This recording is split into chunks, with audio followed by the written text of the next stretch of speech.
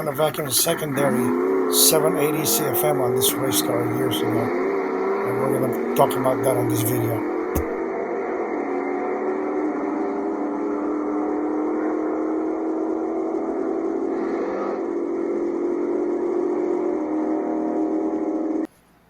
Yes, sir. This is what we're going to be talking about.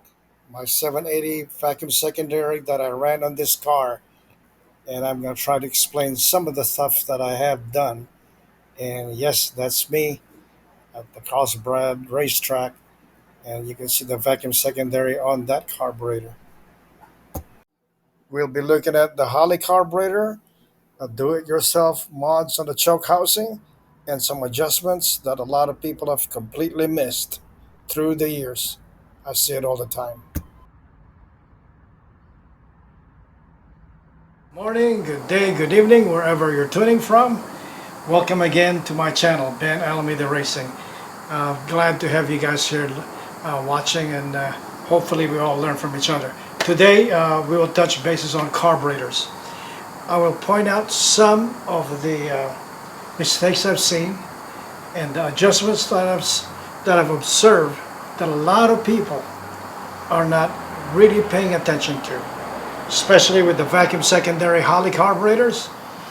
I get a lot of them when I get the engines. I look at the idle circuit, how it's configured, how much they turn in the idle screw. Some of them, you actually fire them up, the idle screw is not even working.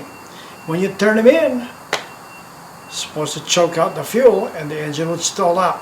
The other ones have what they call a reverse type idle circuit.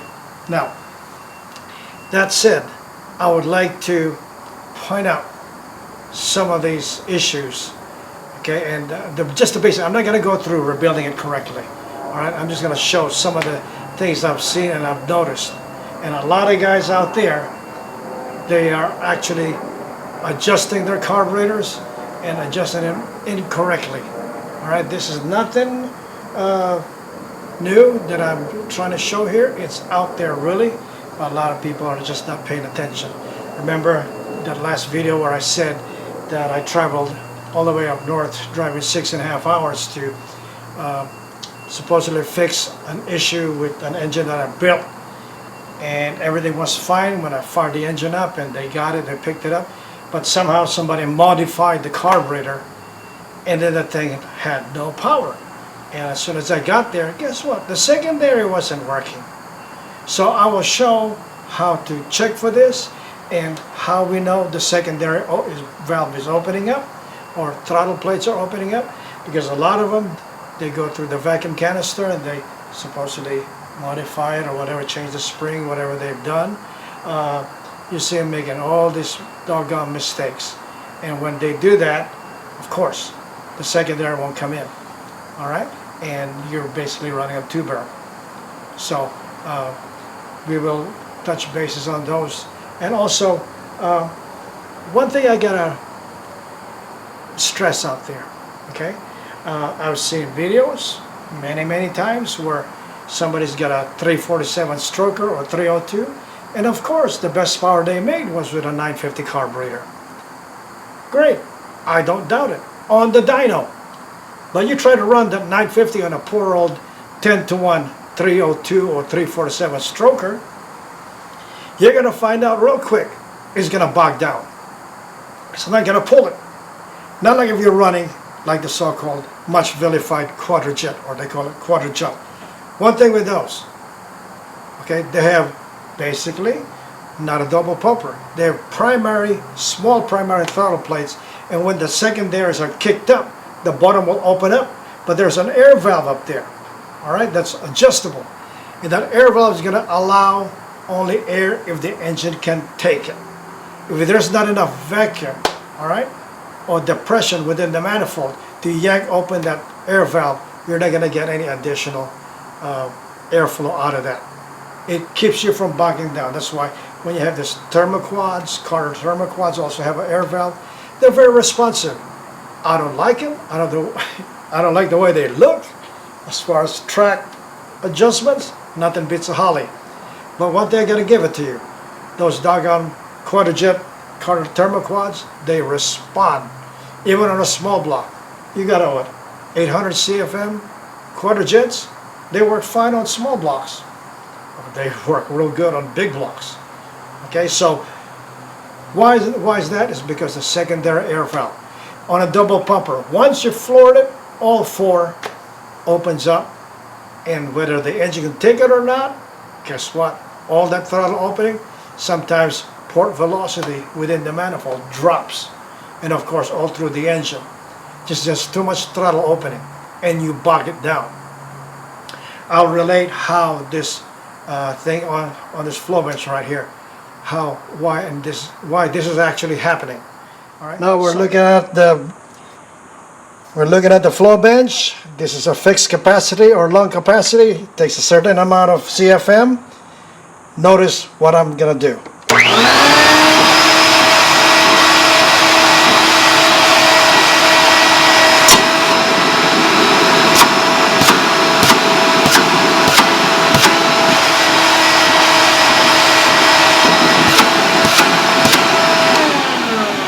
That shows to you when the port is very big, there's hardly any signal. Then when you make it smaller through a smaller hole or smaller port, you have a lot of suction. That tells you this is now a responsive port, like a small port. That is a big port, high RPM only.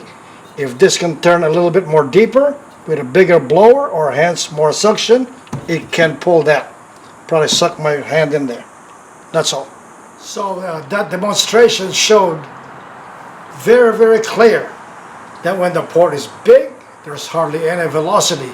Hence, I hate to say this thing, suction, but it's not really a good analogy from an engineering standpoint. But the draw is so weak. That's why when you have a big port, you have the bog at lower RPM. You don't have the lung capacity, the port is too big, the signal drops.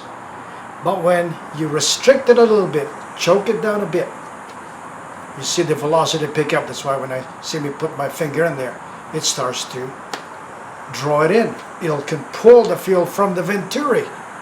If this little hole was the venturi, the signal is so strong it pulls the fuel up. But if the venturi is that large, there's hardly any signal. You'll have a fuel lag or fuel drop off. Not enough velocity. You gotta size it up correctly. Alright? That's why notice sometimes when you have a big carburetor, the response is not there. It shows. But when it's too small, it can also go the other way. So you have to have it the ideal size of the port signal or the signal to the vena contracta, which is venturi. Alright? In Latin, vena contracta. You can draw the fuel from the float ball. There's hardly any fuel lag because the signal is so strong. I had to do that just to highlight what we're talking about, because sometimes people can't quite visualize what I'm trying to say. Talking is one thing, showing is another. That's a perfect proof of port size and velocity. Alright, so like I said, 950 carburetor on a 302. Oh my God. I tested for one magazine before, and I've done this many times, a 600 horsepower small block stroker Ford. This is a 10-second car, 1070. That is very impressive. NA. Guess what? When we took it to the dyno in a well-known facility here in California, the one that made the most power on the dyno was not the quickest at the track. It's an 1/8 mile track. Meaning, if you're talking about street ability, stoplight to stoplight, okay? Block or a block and a half. Whoever gets off the stoplight, it is embarrassing if somebody puts 2-3 car lengths on you, or even a half a car length with your supposedly high performance engine, and this guy with a vacuum secondary pulls away from you off the line. Remember, this doggone thing, if the race was a quarter mile, and who's going to do a quarter mile to the street is really looking for an accident, the 750 would have shown better. So let's look at it this way: 8 mile or quarter mile on the street. Your best 8 mile configuration would be the best on the street. Okay, so 600 horsepower, 351. Imagine if it was 600 horsepower, 347. It could possibly take the 750 as well. But that doesn't mean the 650 is not going to be quicker. In the 8 mile, the 650, which didn't make the most power of the dyno, was the quickest at the track by a significant margin. Now, let's look at it this way again. If that 600 horsepower was quickest with a 650, and when we ran it on a quarter mile, it was the best with a 750. Annular discharge. Okay? 600 horsepower. What would a 302 or 347 with 10 to 1? This one here had 11.5 to 1 for 421. It was a 426 stroker. Alright? No more than that. You had a 4170 stroke. That's significant. That's more than a big block Chevy or big block Ford stroke wise. If it was quickest in the 8th mile in a 650 and quickest in a quarter mile with a 750, what do you think a 950 would do to that? 850 would bog it down. A 950 would really fall flat on its face. This is where I say dyno is one thing. Racetrack is the final judge. And you can hardly argue with that. Alright? Again, I had my friend with a 7-second Mazda RX-7, spent days on the dyno, went up to the track, couldn't even get off the line. Okay, because the way his ignition timings ramped up, his air fuel was all off. It was all full throttle. On a 4-speed, 3-speed, you know, whatever gear the dyno guy chooses to do his pull, okay, he's not going to do an overdrive. Might do it in a 4th gear on a 4-speed, 3rd gear on a 3-speed, all right? So it's all top-end pull. So let's see how this is, and I struggle with this all the time, all right? And like any engine, if you have deep lungs, meaning you have the cubic inches or capacity to inhale, the big carburetor will work. And I also will do a very highly technical video on why an engine, a mild big block, will bog down on a big carburetor. One of those modified, it doesn't have a venturi, but a tube acting as a venturi, and you just have a throttle opening with a bar. It's like a nitrous bar. Okay, and this type of carburetor didn't work too well on a big block that's mild. And why? If it's a Dominator, even worse. And then again, when you have a small block, okay, be it stroker or a high revving small block, will take a 1050 with no problem. But your big block will fall flat on. Why that is, and what happens there? What are the scenarios that's involved on why the small block took a 1050 or two 1050, whereas a big block that's not really up to snuff can only take one. You put two 1050 Dominator, it'll fall flat in its face. I've done it many times. Twin Dominator on a small block, it really works, but you have to be right. So let's start explaining this thing right here. Okay. Anyway, let's touch the subject of vacuum secondaries in competition. How I was able to, should we say, make it work.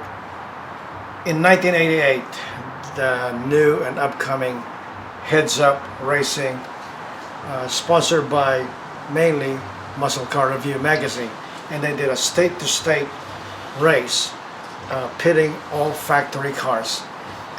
We didn't have hardly any aftermarket heads back then. In fact, I had a 69 C casting 3-piston Windsor head that I massively ported with big valves, so forth, so on. And I'm sure the other competitors did the same thing. And my hardest competition there was naturally a big block Ford or big block Chevy, or all those Oldsmobiles were fast. Anyway, I had to really play this kind of smartly or best I could. One thing, budget was a concern. I couldn't buy a double pumper from the get-go. I had a vacuum secondary on my street car that ended up as a race car. So I had to find ways to quicken the response to the secondaries. It's a vacuum secondary. I ended up running a white spring, between a white or a yellow spring. That was real quick opening to the secondary. The problem with that, it's a single pumper. When the accelerator pump discharges, I had a 35 jet on the squirter's dam. With a 20cc front pump, it wasn't enough. Alright, as soon as I get going, the secondaries open up, then I have a little surge. So sometimes I pull on a yellow spring to delay it a little bit. Eventually I found a way to fix that problem of, you know, having the secondaries come in too quickly and basically flatten out the engine. I ended up running a Rio pump, which is this one here. Rio pump, it has a total fuel volume of 50 cc's, as much as a double pumper would have. And 20 cc in front and 30 cc on the back, that's equal to 50. And this one will do it right from the front pump and displaces as much fuel. So you have a quicker opening vacuum secondary. It will cover it. That combination, double pumpers, as far as I know, have a 20cc front pump and sometimes another 20cc on the rear. Or sometimes the secondary is a 30cc. I think the 850 has that 20cc on the front and 30cc on the rear. This is a 50cc. The basic combination has the same amount of pump volume as a double pumper, but it's a vacuum secondary. That said, I avoided using a big squirter like a 37 to make it up. I kind of figured with a 50cc pump, using the same, I think it's a 27 squirter, or was it 24? One of those mid-20s squirters on the accelerator pump. And what that does with a 50cc pump, a smaller squirter size or diameter actually prolongs the duration enough that I still have some pump inside the plenum, pump fuel, or well, basically squirter volume or squirter mixture from the accelerator pump. 50cc is a bunch. All right. So when I left, the front squirters wasn't big enough to bog me down, not from lean hesitation, but rich hesitation. But as soon as the secondary opens, the squirter is still possibly active, still pushing fuel out. The bigger the jet, let's say you put a 37 or 38, what actually happens is you have a big initial volume, but the duration, all right, of the squirt, duration, if that's a proper word, okay, is significantly shortened because the squirter is too big. That takes up the big volume, boom. But what I actually did was I kept the stock, I think 27 squirters on there. And with the 50cc, if you look, and when I first tested it, I punched it, you see the spray go a long time. And when I put the 37 jets on there, it just went whoop, and then short. Okay, you see the squirt action from the accelerator pump jet was a lot longer, which allowed me to put a white spring.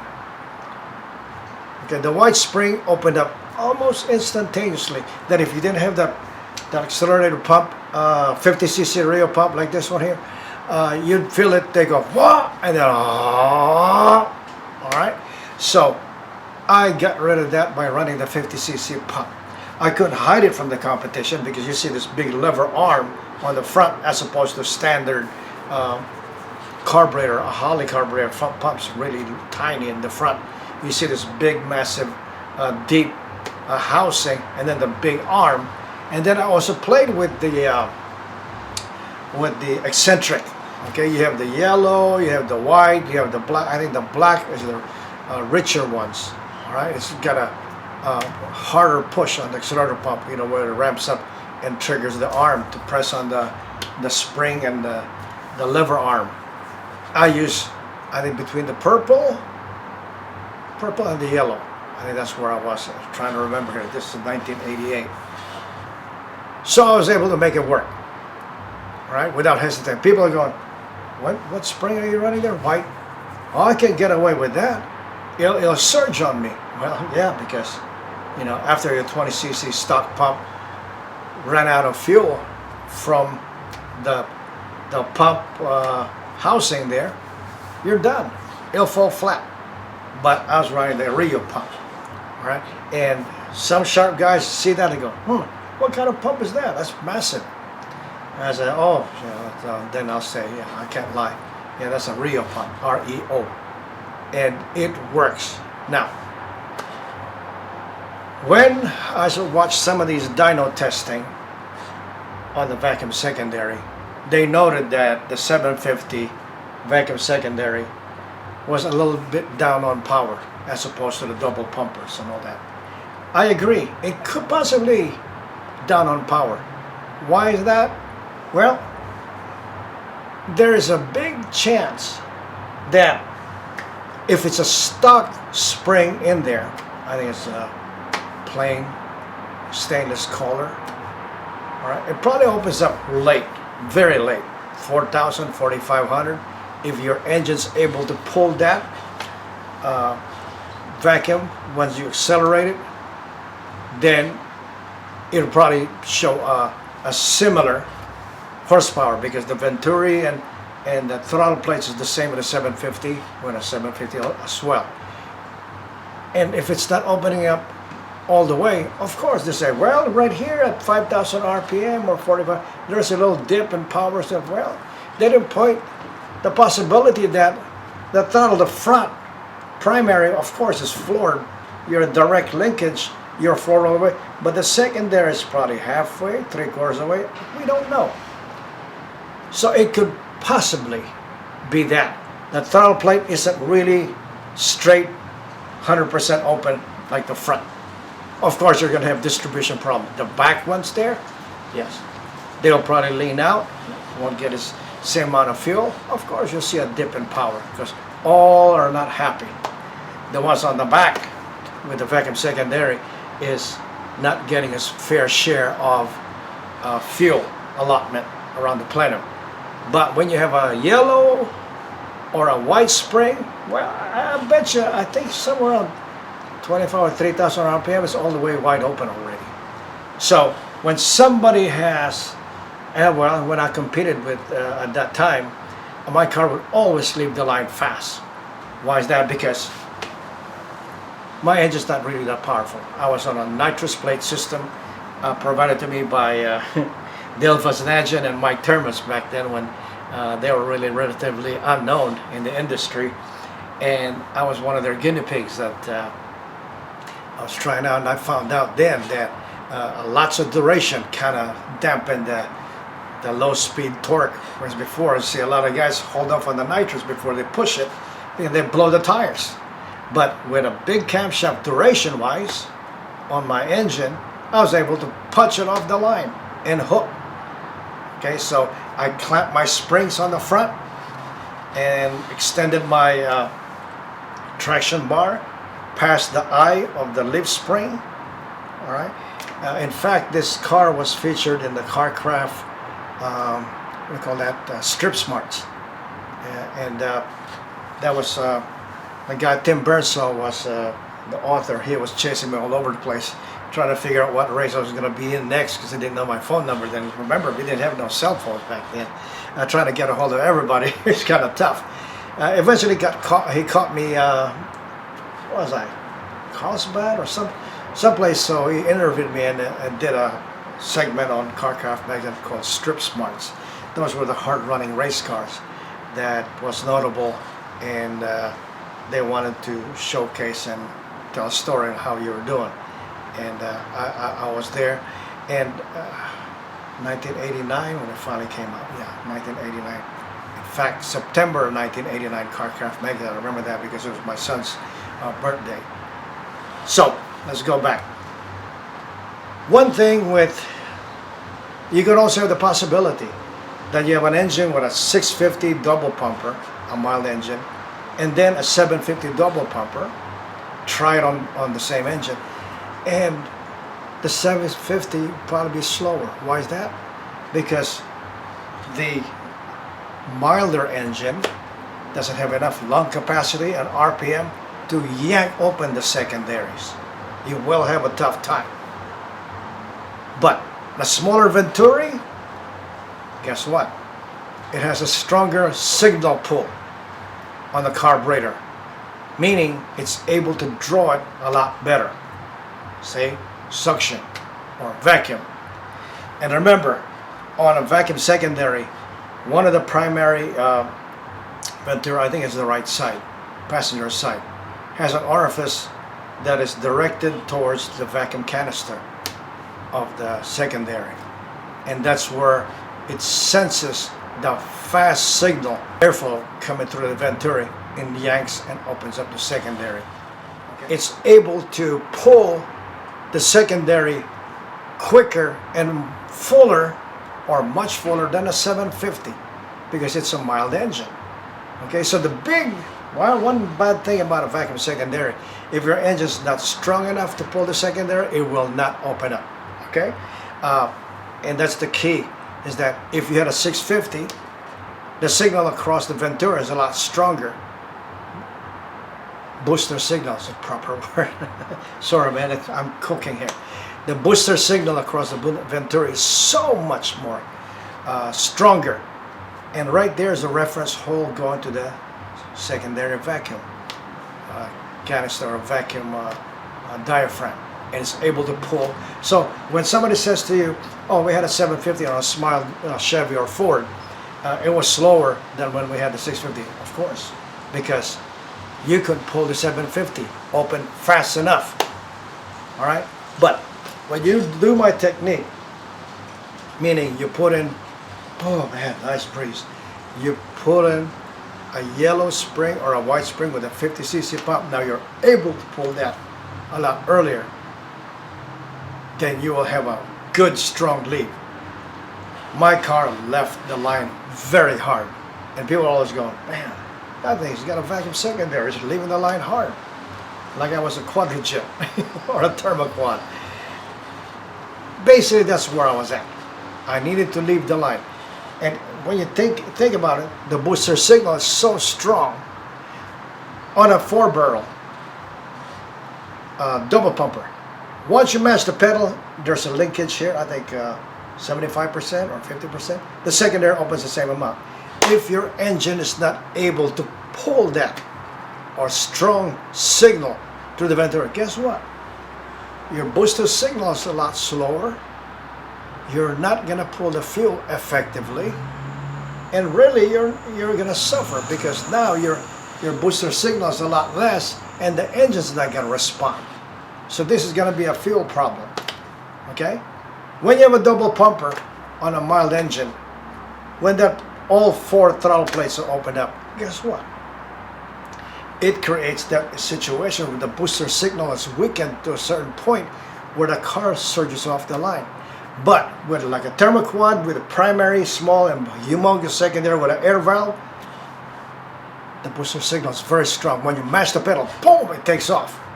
Okay, it doesn't have the signal across, when it's so hard, it pulls on the what do you call that, on the booster Venturis, and yanks the fuel right with it. So you have no hesitation or a lean spot or a soft bottom end. It's all going to be accentuated by this doggone booster signal. It's really very effective. So here you go. Here, what do you do?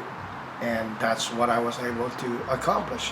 Rio pump, a white or a yellow spring. Depends on the track that I have, or if I get good air. Okay, and I know it's going to be pretty doggone cool that day. Sure, I'll put the white spring in there.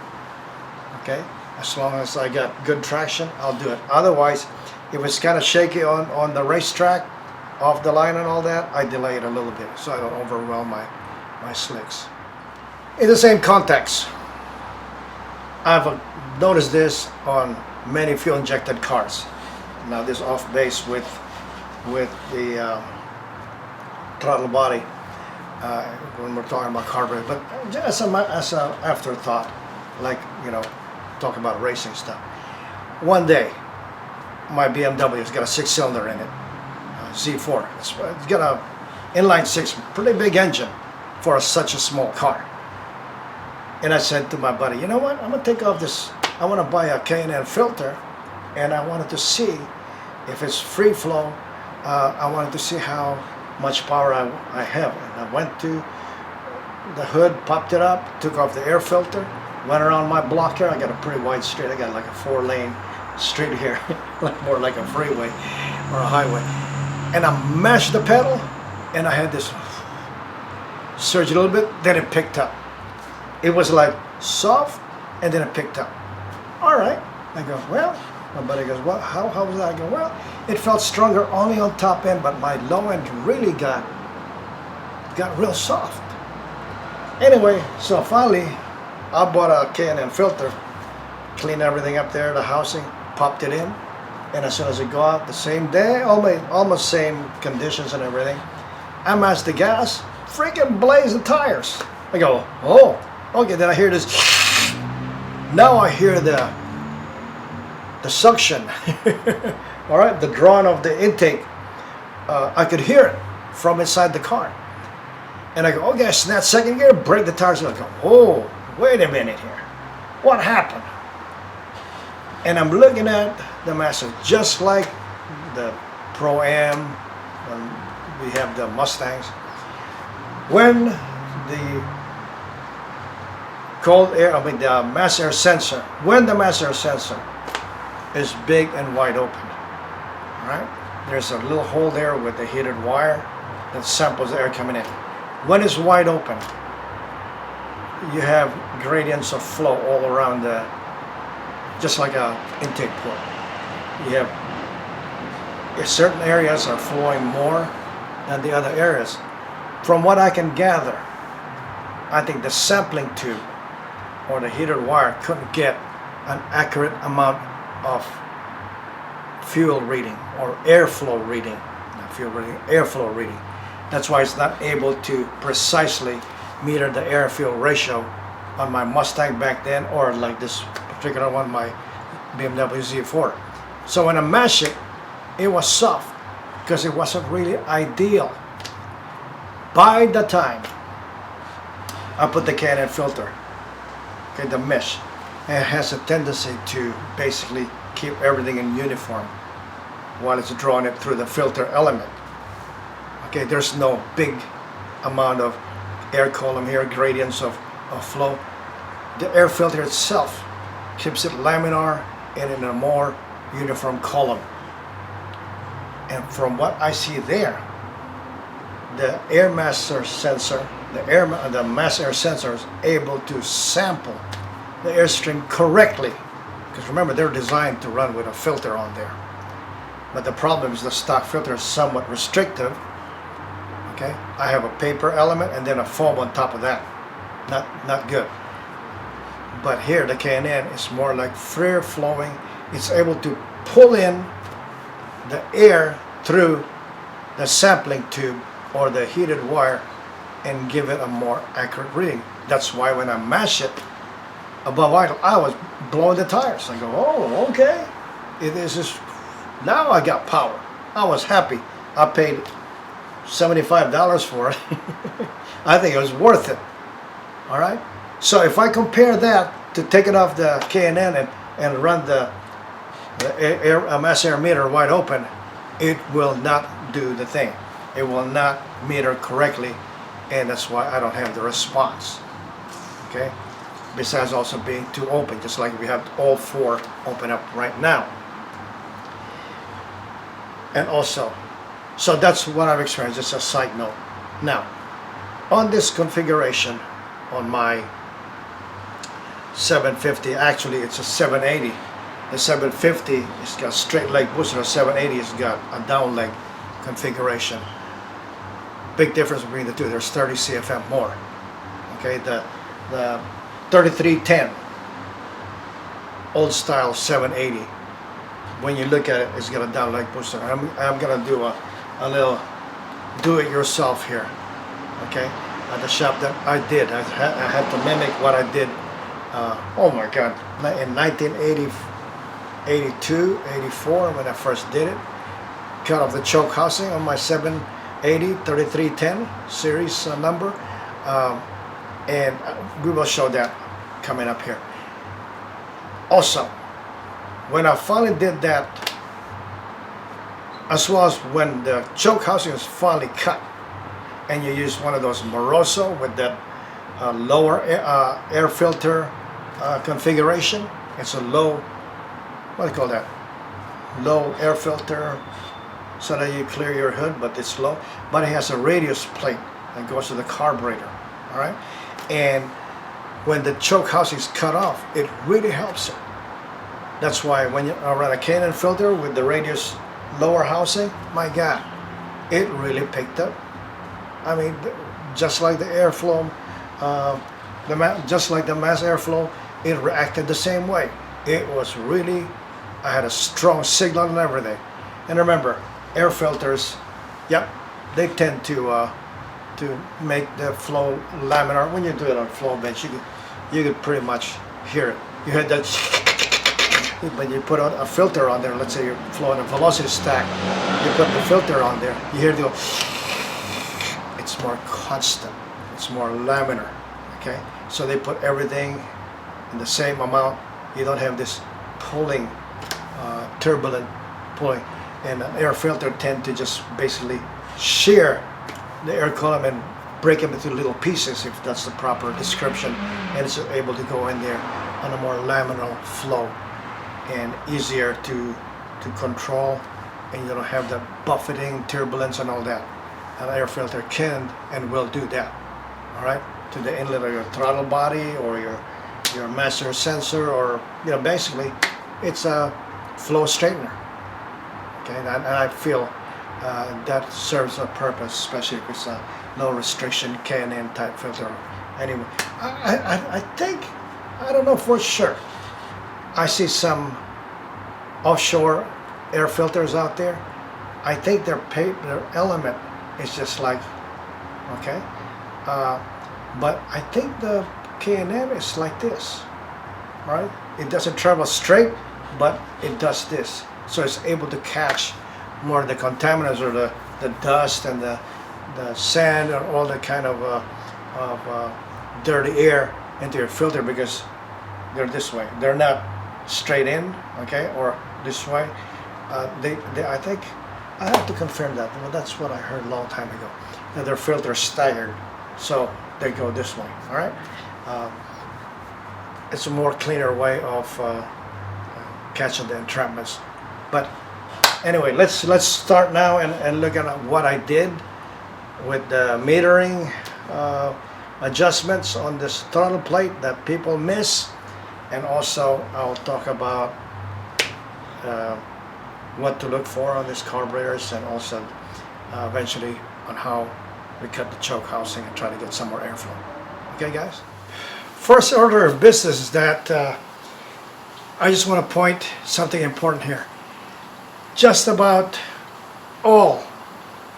everything that I've come across, carburetors that need to be gone through, rebuilt, modified to fit their application. There's one adjustment that many forget. It's the secondary. Okay, and I see this a lot with the vacuum secondaries, and also some with double pumpers. All right, and what you're going to end up with is exactly what I'm going to show here. What you need to do is, after you run the engine, I don't see a lot of people do this, lift the carburetor. Let's say you set your idle 750, 850, whatever, shut the engine off, flip the carburetor around after you drain, by doing upside down, catch it on a catch can or catch pan, all the fuel out, and look at this part of your idle circuit. When that idle circuit on the main front throttle plate are open this much, go under and go look at this section and adjust it to a little bit below halfway, just to get the secondary circuits going. Because if this is not adjusted correctly. When you're full throttle, the plates are closed, the secondaries are inactive, hence they come crashing into the circuit. What you want to make sure is that it's already up and going by the time the secondary opens up. Same thing with the double pumpers.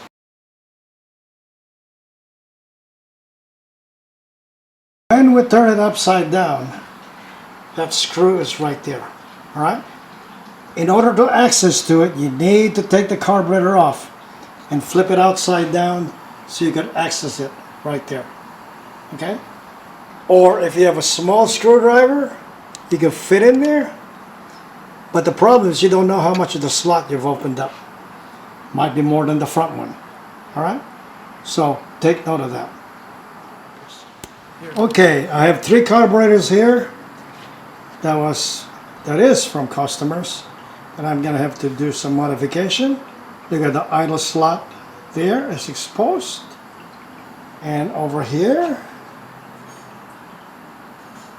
that much is exposed. Let me see if I can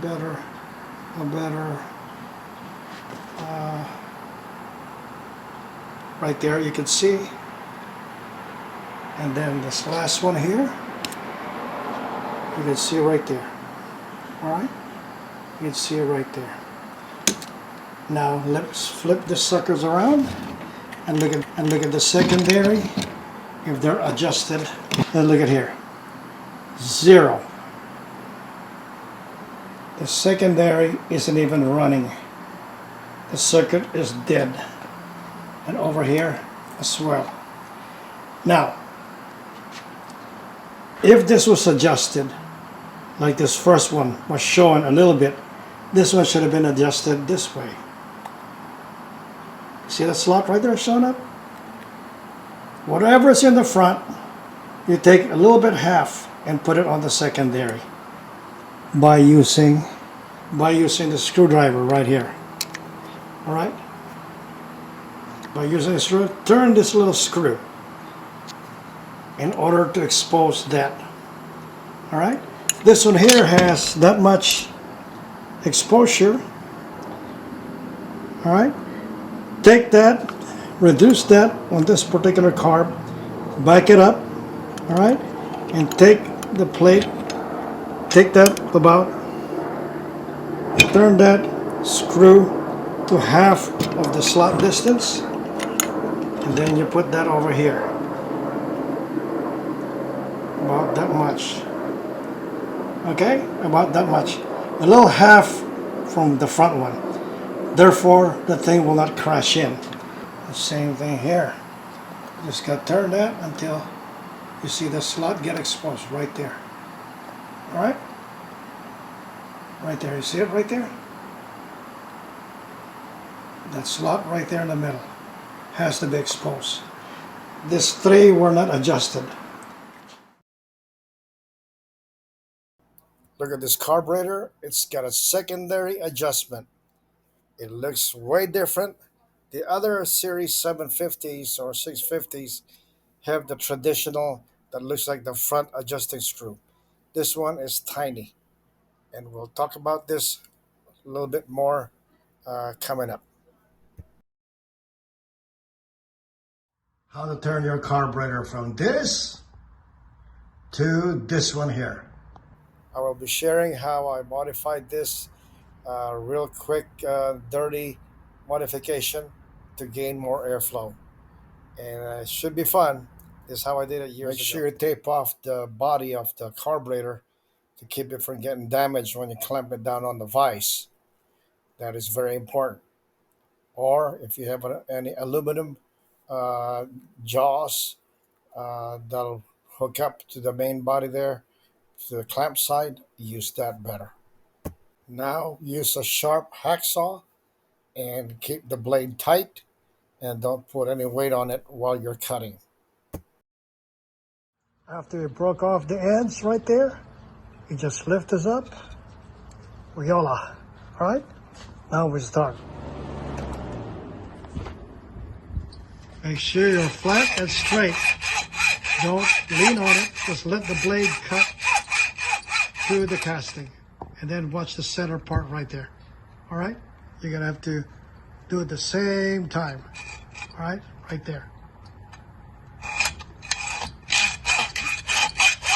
Okay, we cut one side off, and note that the center by the stud right there. And now we're gonna do the other side. Cut the front first before you lean towards the center where the air cleaner stud goes to. All right, so you do this first and then you lean towards there, so you're always flat. You're done with part one, and you're almost gonna touch the rear vent tube. You're gonna get real close there, even on the flange area. Continue the cutting, but be very light. Do not lean your weight on the blade. Just let it cut through and proceed slowly. With lots of WD-40, and you're going to be doing. Use this as your guide to go to the back. Okay?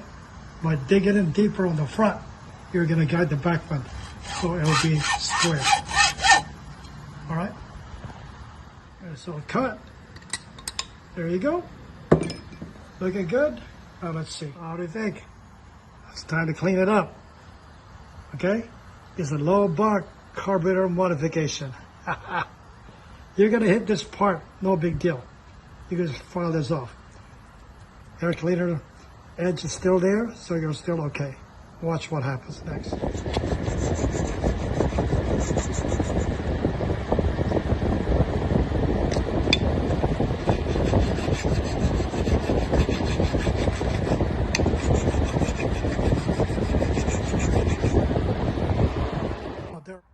To modifying the main body, to have this kind of modification for added airflow, there is a difference. Total cost is perhaps just new gaskets for the metering block, throttle plate, and a little bit of elbow grease. Okay, so this is a quick and dirty.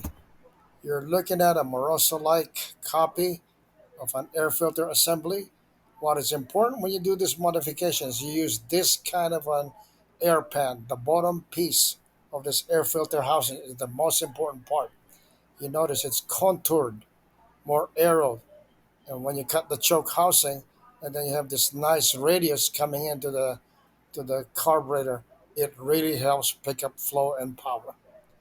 Very important. Now we don't have the choke housing walling out the front two ports or the front two venturis. Now you're wide open. Should make good power.